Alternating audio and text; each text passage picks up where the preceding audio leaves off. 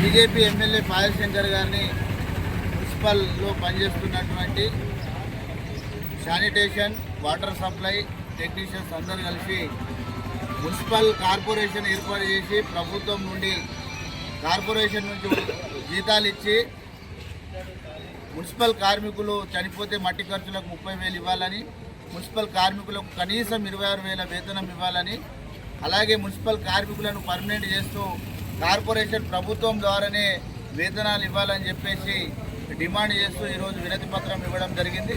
ఆదిలాబాద్ జిల్లాకు 2 మంత్రులు రావడం జరుగుతుంది.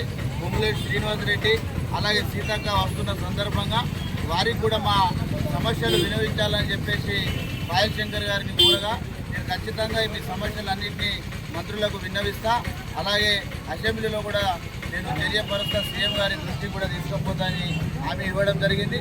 మా మున్సిపల్ కార్మికులందరూ ఈ ప్రభుత్వం మీద ఒక నమ్మకంతో ఉన్నారు.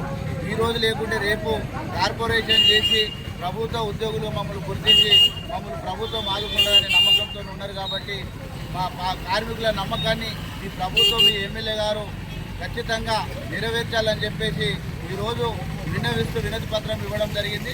లేని పక్షంలో రానున్న రోజులలో మున్సిపల్ కార్మికులందరూ ఏకతాటిపైకి వచ్చి పర్మనెంట్ చేసేంత వరకు పోరాటాలు కొనసాగిస్తామని ఈ సందర్భంగా తెలియజేస్తాం.